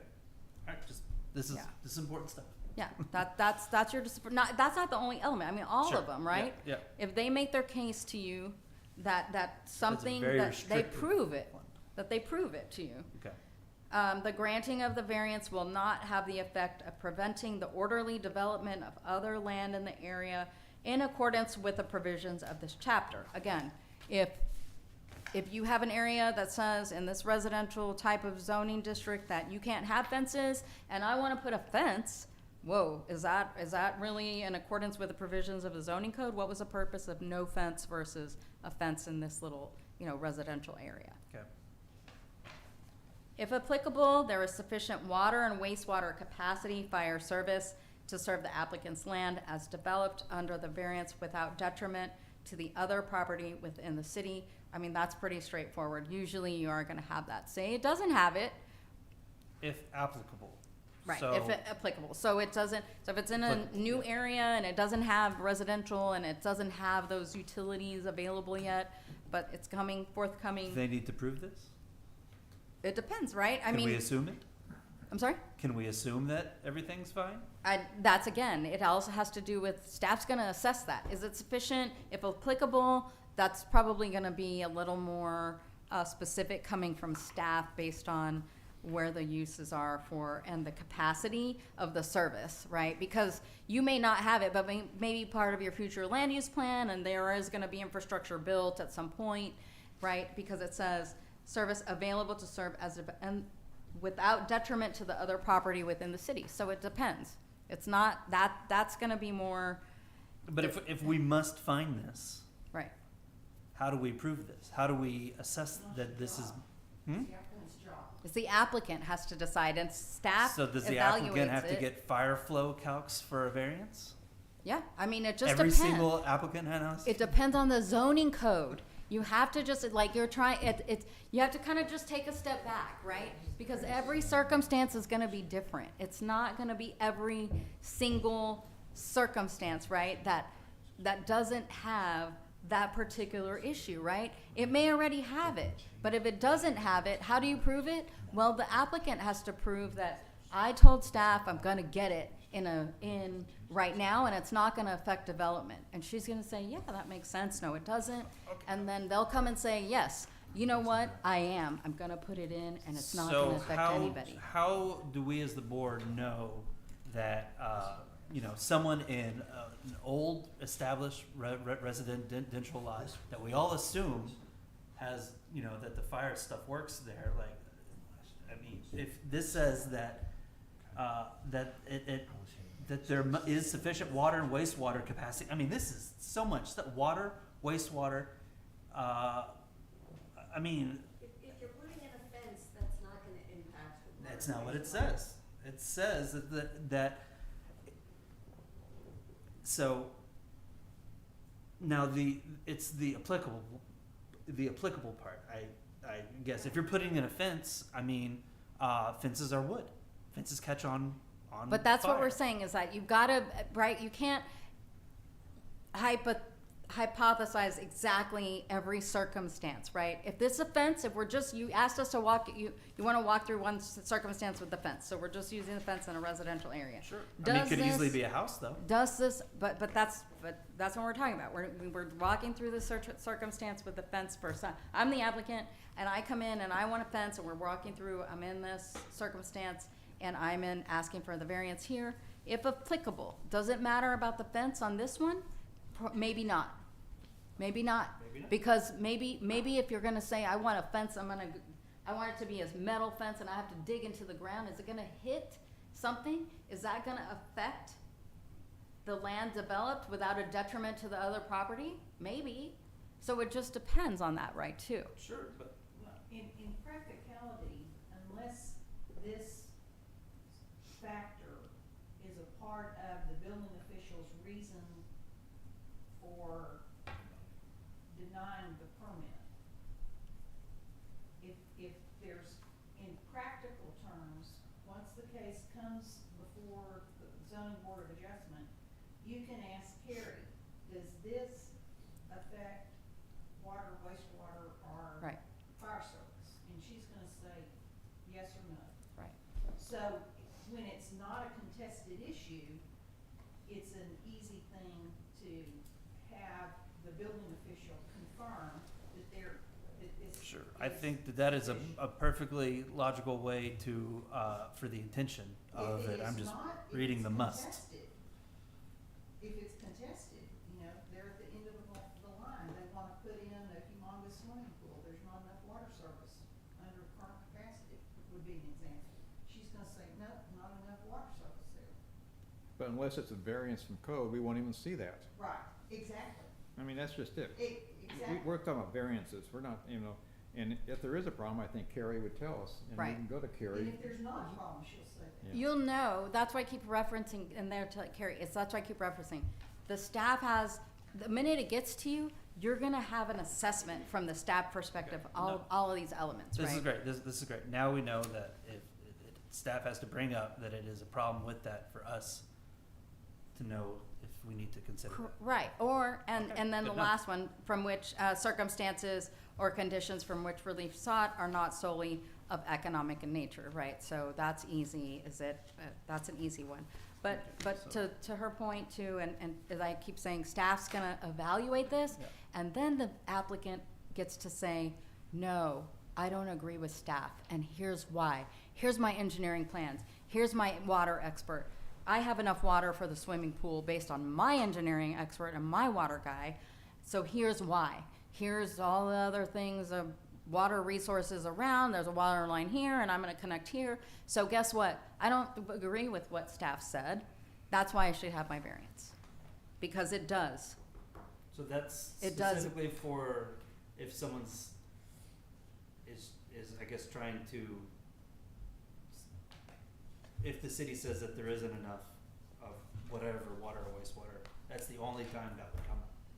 You'll hear that, right? And you'll hear it from that. That's why the applicant, that's why you have the hearing. That's why you have the applicant be the applicant to come and make their case to you, to be able to persuade you that they are entitled to that variance for purposes of building the big swimming pool or putting the fence in with barbed wire, because look, I have a camera and there's a bunch of rodents coming in, so I have to put the barbed wire. And so here's the video of this little area where I'm trying to build a new house and I can't control it. I don't think we don't have to beat the dead horse anymore. Yeah. I'm just trying to make sure that we all understand Sure. when this needs to be invoked. Sure. So I think, we definitely said it more Yeah. than enough. And again, every variance request, I'll give you an example. In one circumstance, there's a zoning regulation in a city that says for office buildings that are in a garden district type office buildings, like it looks like a little home, like condominiums, right? But office, you can only have 2 floors. That's what the zoning code said. Some people kept coming back and back and back. Different developers saying, I want 3 stories. What's the hardship? Well, usually it wasn't really ever going to get granted because they couldn't prove a hardship, that it was economic, right? All of these elements. Yeah, well, for us, it So wouldn't what work 'cause it's not- happened, so what happened is we said, just change your zoning code to say you can all have, because then they kept, either they were granting them and then they weren't granting them. So it was kind of like arbitrary, right? Because you're thinking about things that you shouldn't on the use and this and that. So we just, you know what, the easiest thing is just say, you want to keep doing this? Change the code of ordinances to say everybody can have 3. So that way you don't have to be considering it, and it's not yes, no, maybe so, right? And so those are the kind of things that staff also pays attention to, like, look, we're getting all these kind of requests for variance. Is it meeting the elements? Is it not? You know, what makes sense for the zoning code? Maybe we need to amend the zoning code to be able to just allow or disallow potentially for something in the code, because it's so hard to get a variance. Sure. Yeah, it's apparently very hard now. It's been that way. Well, It's not it's not how we've been running it. I It's the suppose. requirements in the ordinance. Yeah. So. Is that horse dead? Sorry, think yes, so. sir. Any other questions? Nope. I have a comment as the liaison. Sure. You start with the proposition that the zoning code is the standard. You know, you start with that as the base proposition, that the city council has made the correct judgment with respect to the limitations that are in the zoning code for the benefit of the whole of the community. So when you're looking at a variance, you're looking at it, is there a special reason to treat this property differently than what has been adopted as the norm for the entire community? So, one more question for you, and anyone else can ask questions. I don't have to be the only one being a jerk here. I got one when you're done. So Sarah before has wanted us to each of these line items, the 1 through 7 or 1 through 5, based on zoning, to discuss each one individually. Is that something that we need to do, or if you present your case to us and we all right here know that there's no topographic hardship. We all know. I mean, can we just say, let's vote and say no, or do we have to start discussing all these things, or what is after someone presents their case, what do we legally need to do next? Legally, I don't think you have to discuss those individually. There's nothing in the law, or there's nothing in your procedures, rules of procedure that says you have to. But from a legal perspective, behooves you to do that. Why?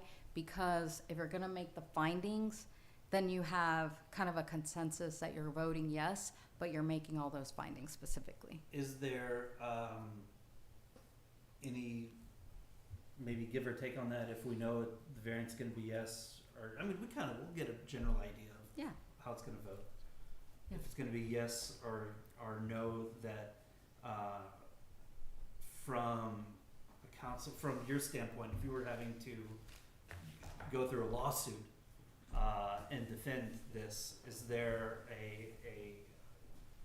if it was yes or no, is there something? That's why I said from a legal, there's nothing legally requiring it, but from a legal perspective, yes, behooves you to have those discussions. Why?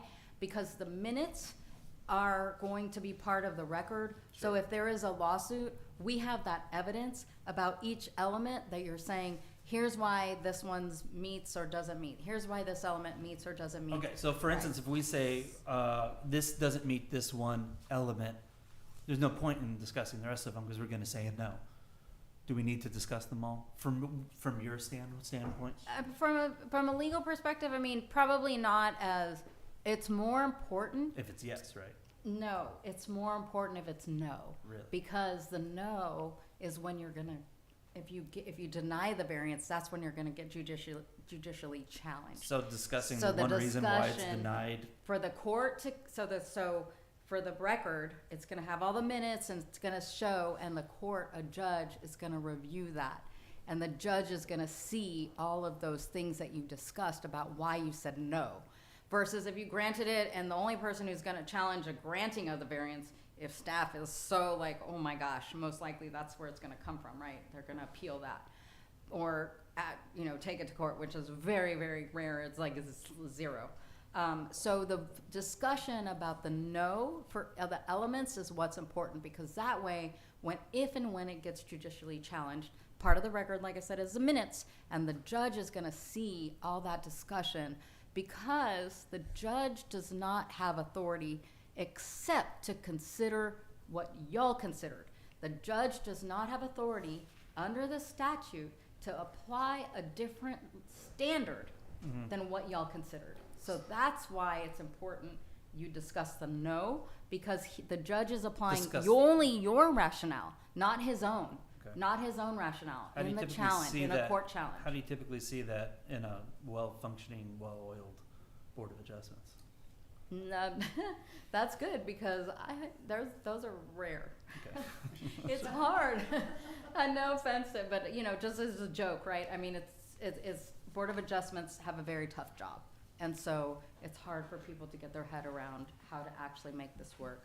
But again, to answer your question, what's more important for discussion purposes and the findings is if you're going to deny the variance, it's the reasons for no, because again, the judge specifically says the judge cannot apply a different standard of review. He cannot use his own assessment. He only uses what y'all use to consider, and having that discussion in the minutes is key. So, considering that we're going to be denying 99.9% of these variances, and you would like to see us discuss all of these items, it's how does one save time? Well, I have an opinion on this, actually. I don't like the behooves us when somebody says that. That doesn't work for me in a quasi setting. If we want the Board of Adjustment to work properly and not have legal action taken and cost to the cities, if we need to review all 7 of these and do that, I think the City Council has to say that is now part of the requirement of the Board of Adjustment and put in our rules. They can make the And they should changes. have that debate if they want us to do that. Yeah, they 'Cause can there make is- the changes. There has been some stuff. I don't think that should be on us to figure that out. I would like that more, because if we can immediately tell that it's going to be denied for the, simple reason that it just isn't a topographical, natural, something using the lot, you know, and they're just here just trying to put in a bigger pool, and we all know they can't now. Yeah, I mean, That would make, Because we could spend all night debating whether we should or we shouldn't based on the language in hopefully this we wouldn't document. debate, but, you know. Well, that's my point, is we shouldn't be spending our time doing that. Yeah, If it really is it must acquire these and yeah, it 'cause I mean, behooves us to do that, then it should be a mandate of ours that we have. seems like most of these are gonna be just immediately no, so So- we can quicken the pace, I would think, but. Can a neighbor, if a variance is approved and a neighbor thinks that it was not properly approved, mhm. can they take it to court? Yes, a taxpayer. A taxpayer has standing I to, think it's affected person. it's a person aggrieved by the decision of the board, a taxpayer, or, you know, if the city is aggrieved, an officer or department, also of the municipality can So take it to court. That would be a reason not to say, oh, I think these are all good, sure, yes. Well, That's why this the is more notice about is the important no. also. I mean, so I'm just trying to think like how even would a discussion go, and I'm probably shut me up if I'm, you know, going too far on this, but it just seems like, you know, reading a special. Okay, everyone, let's talk about the special individual reason that makes literal enforcement of this. I mean, Does somebody have a crazy amount of rock that, I'm just looking at the rock outside here, that they need to, that intrudes into the setback, and it's impossible for them to make the setback, meet the setback requirements? Because it's gonna, it's not, it might be a financial hardship, but it's not of their own making. It's that's part of the topography and the lay of the land. It's, again, you can come up with all the different kind of things, the different circumstances for Mhm. each person's request.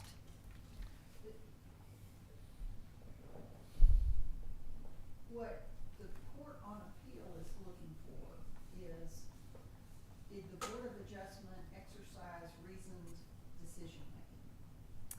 So if you go through those factors in an orderly process and say, board members, what is your, has the applicant met the standard for exception number one, or variance number one? And it's the board talking at that point and saying yes or no and why. That's why I said, right, Not everyone in the room. right. So we've not really had, in some circumstances, it can, you know, once you get down, we've heard all the evidence, we're gonna make our decision, you go 1, 2, 3, 4, and have the board. That part of the hearing is limited to, could be limited to the board discussion. Yes, so Yeah. that's just that's what I was saying, that adds on to what I was saying, or expands, that the judge listens and only uses what the board considered. When you normally hear and go to court, the court uses their own decision to hear evidence or whatever, right? And not in this case. The judge just listens to what the board decided. There's no different standard. The Sure. judge has to put himself in your place, not his own place. so can it just be as simple as me saying, all right, everyone, does anyone see, you know, I'm just trying to think about how to like make this go fluidly and quickly when we all know it's no. I And I don't know why everyone's not going to suddenly start speaking up on, you know, talking about if there's sufficient water and water. No one has anything to say about if there's sufficient water and wastewater. Yet you want us to talk about this stuff. I mean, you talk about it in the context of, like she said, the staff is gonna have that assessment about what those needs are for each particular element.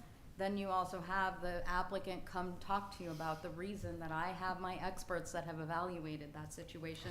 Here's why I'm making my case to you as the Can we applicant. force the applicant to talk about these instead of us? The you Already have done that. Yeah, because They you're should. considering it. Yeah, but they just come up and tell their sob story. They don't. then They don't. No one's gone through, well, actually, some folks go through it, but, We don't require a filed building permit to request a variance.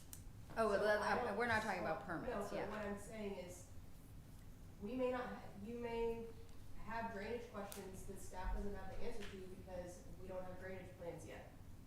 So, Well, I think the new rules require that the site plan, preliminary plat, or final plan, the site plan It's is no different longer from pending. civil engineer drainage plans though. I'm sorry? But a site plan is not the same as having a full approved set of civil engineered plans. Well, I'm not, So, But I'm so trying to- that's an answer that I'm probably not gonna have. on 14D of the rule says, the board shall not grant a variance for any parcel or property or portion thereof upon which a site plan, preliminary plan, or final plat, where required, is pending on the agenda of the commission, and where applicable by the city council. All administrative and procedural remedies available to the applicant shall have been exhausted. So you should be at the point where the final plat, is no longer pending, the final plat with whatever conditions has been. But we're not talking about Established. plat, we're talking about a site plan, and you might give me a site plan that has Or a site driveway plan. on it for variance. And I may not have, they may say, look, I wanna consider this variance. And the board may say, well, how does this impact drainage? And they're allowed to request a variance for that prior to possessing approved civil engineered plans. So that is a condition by which I might not have the answer to that question. Yeah. So, which is fine, you can consider that however you wish, but that is a scenario that has happened and It just depends on at what point in the development they request the variance, because that's why it says, upon which a site plan, preliminary plat, or final plat, where required, is pending on the agenda. So So it they- might just depend on this level. I may come in a development and on a variance for the site plan at the very front end, or may do it in between. right, you may come to me for a pre-development meeting and say, look, I've got these conditions on the lot, this is what I wanna do for this reason, and I may say that's not allowable. And they may say, okay, well, I'd like to request a variance. Totally acceptable per our rules and requirements for application. Many individuals would say, well, look, I wanna know if this is gonna be approved before I spend $30,000 on civil engineer drainage plans. And so that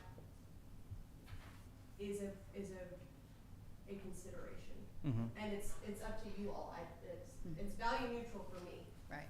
It's just, something that, that this findings document, you know, the way that this is written sets up, a problem.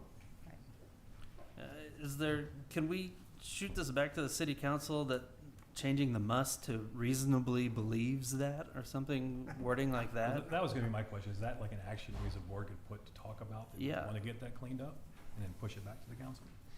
Rather than just. I think hopefully that's, listen? I would recommend for purposes for this about the training, so if you wanna bring that up on the next agenda, Sure. to have that there. Well, that's part of that's my training question on this board. If I see something that's broken with our process and making it a pain, Yes, you- how do I get that where we can discuss it and take an action on it?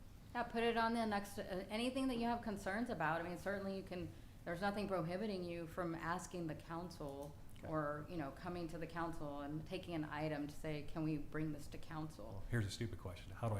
Who do I ask and how do I ask it to put something on the agenda? Usually liaison right there. You put it on the agenda, ask, City right, council liaison. let's put it on the So you're next pointing at agenda. Carrie, you mean Ash? Yeah, right, you ask your, Okay. yeah, you ask your city administrator and, I know it's redundant, but, One of the gals in the office with long blonde hair. right. okay, I'm not allowed to say that, but yes. Yeah, you asked to put it on the next Board of Adjustment agenda for discussion, y'all can take action on that. Like I said, if you've got, hey, on your quorum issue, if you got 3 people, you can take action on that, right? Because what I'm hearing tonight from a couple of people, it sounds like there's been some people with some history that have some problems with possibly some of the new rules. If if that's true, it sounds like something we should talk about to try to get it cleaned up so that this isn't a constant headache going forward. I'm just trying to figure out how to make sure we do it right. I don't have an opinion other than there seems to be Yeah. confusion. So if we don't have enough information and the city doesn't have enough information to make a determination on one of these must-haves, we have to kick it out? That's where you have that flexibility. You can table it and but gotta bring it back. You can ask for more information from the applicant to be able to fully consider it. Bring it back within this timeline and make a decision. And that's a state mandated timeline of Right. 45 It's days. statute From first hearing to the final to decision. final decision. I'm thinking that if you don't have enough information to make a determination that it's not gonna cause a drainage problem on somebody else's property, that you shouldn't be granting that variance anyway. You know, we had when we were working on the tennis courts over here, we started talking about drainage, and we were told that drainage is not our problem. And so we sort of backed off on it at that time. Well, on that one, we just basically have to assume that the city engineer and the engineered plans are correct. That is a way we can reasonably assume that it's safe, because there's engineered plans. Well, Yeah. one other way to deal with it is to require that the application address No, I each remember one that. of these factors. And then you know from the applicant in the face of the application for the variance, whether or not, or what evidence the applicant is gonna present on that issue. But as Carrie was saying, there's stuff that is kind of out of scope, right? Okay. Okay. That's, again, if the applicant chooses to present a request for a variance before that's been developed, then in one way, it's on them to present the evidence that that criteria is met. If they don't wanna wait until there's been a determination by the building official, that's one of the consequences. But to me, one of the reasons why so many of them get turned down is because applicants show up here with just totally lame arguments and don't Right. actually Fair address the issue, the matters that we have to decide on. And I think having